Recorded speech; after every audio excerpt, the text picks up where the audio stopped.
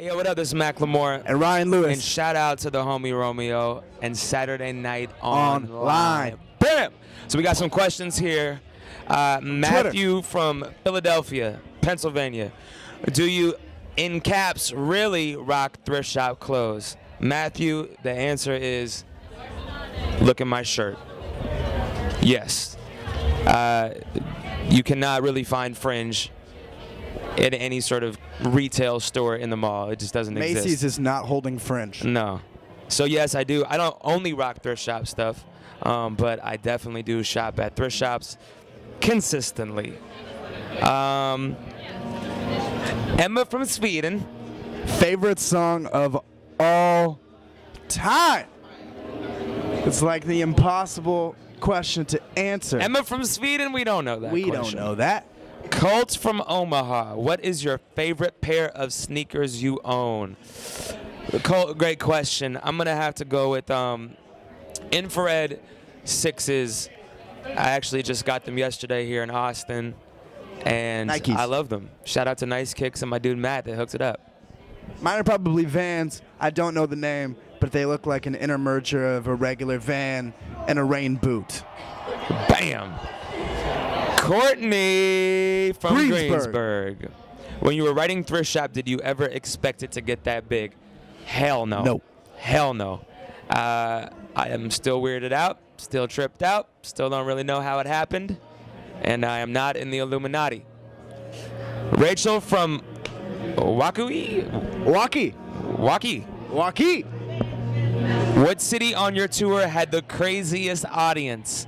If so, what did they do? That's a tie. Dublin. Salt Lake City. Really? Maybe a couple years ago. We have different answers. Dublin, yes. Yes. No brainer. Ryan loves Dublin. the Mormons of Salt Lake, which I do too. Shout out to Mormons. Dublin's crazy. I did a balcony dive jump. It was about a foot. You're gonna even bring that up? It felt a lot like a drop. That is not what made the show crazy. It felt like a drop. I got to the balcony. I climbed, and I kind of kept climbing down until I was about like a foot away from the audience hands, and then I fell. You know what? Chicago, last tour, I jumped off the second story. That was probably the highest jump. Besides the Dublin, for sure. Besides Dublin. Second highest. Very similar jumps. Mally from Seattle, what is your favorite thing about the Northwest? Ryan's, let's answer it for each other. Ryan's is clam chowder in a bread bowl on a cold day with a fine boo on a pier. Ben's would be an Emerald City smoothie after a warm sauna on a rainy day. With a badass bitch.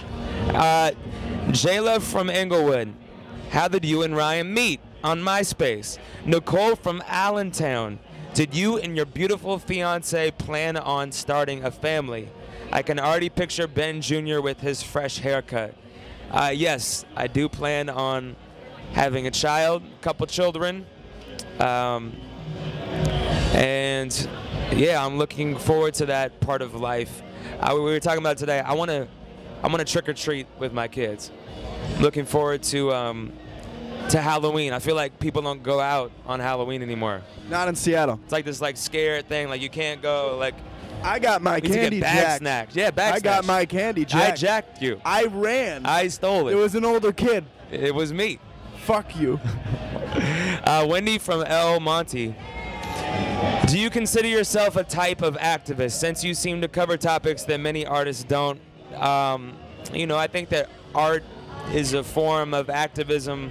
The word activist is like, I don't throw that around identifying myself as an activist. I think surrounding some topics you've been a bit of an activist. Yeah, but I just don't, the term activist has a connotation that feels forced and contrived to me. It's true. But art is a form of activism if you do it in the right way. If you do it in a way that's you're touching on topics and subjects that push people, that push human beings, that break barriers. So You know, maybe, but I don't like the word exactly.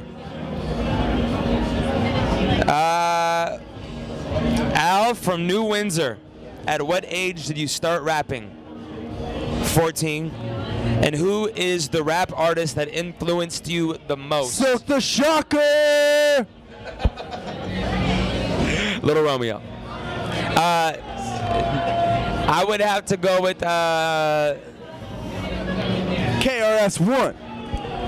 Tupac. I would go with you know, Pac, Nas, Talib Kweli, Mos Def, CeeLo, Goody Mob, Outkast, Hieroglyphics, Souls of Mischief, and Silk the Shocker. Lauren from Philadelphia. What's been an important moment in your life that you think has led to your current success as a rapper with the chart-topping song? Moment of my life. An important moment in your life that has led to your current success as a rapper with a chart-topping song. It's tough to sum that up in a moment.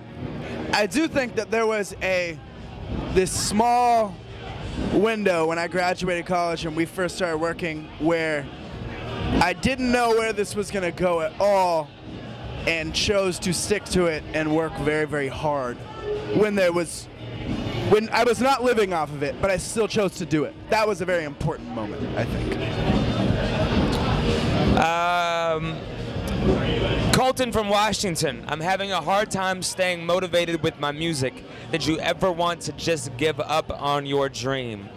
Yes. Earlier today. It happens all the time. That's kind of part of being an artist, I feel like, is being challenged to push through those moments of like, is this what I'm supposed to do? And the people that succeed and the people that make it in the music industry, I think that never goes away. That's something that you kind of always are fighting and working against. That's the process of being an artist. Savannah Kean from Sunnyvale, California. If you could give one piece of advice for auditioning for X Factor, what would it be? Don't do X Factor. Don't do it. Don't sign that contract. I've seen that contract. It's horrible. They own you forever. Tori from Ohio. What did it feel like when you woke up one morning and Thrift Shop was #1 on all of the charts and being played all over the world?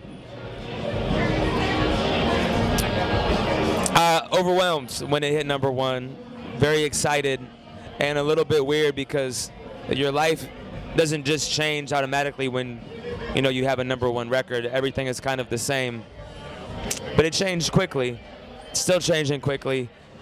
Tori from Ohio, it's weird.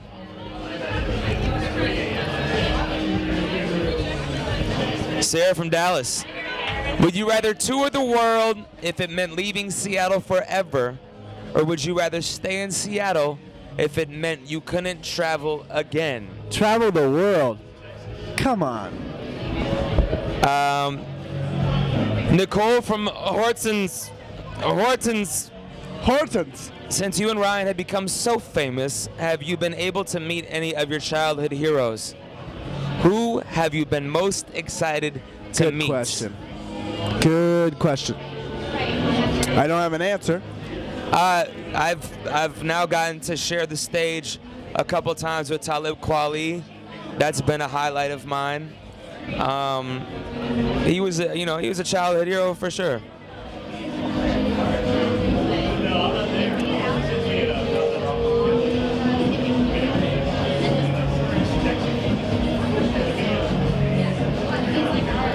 Devin from New Zealand. If you were not doing music, what do you think you would be doing as a career?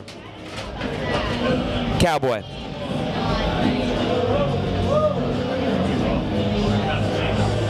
Someone just jumped off a roof and snuck back here. Hell yeah. Hell yeah, man! Power to you! That's what we were doing 4 years ago. Oh, there's a showcase in here. Let's try to get on the stage. I'd probably be doing some nerdy ass graphic design, video, IT, who knows, or making coffee. Last one. Sophia from Bel Air. What is your biggest pet peeve?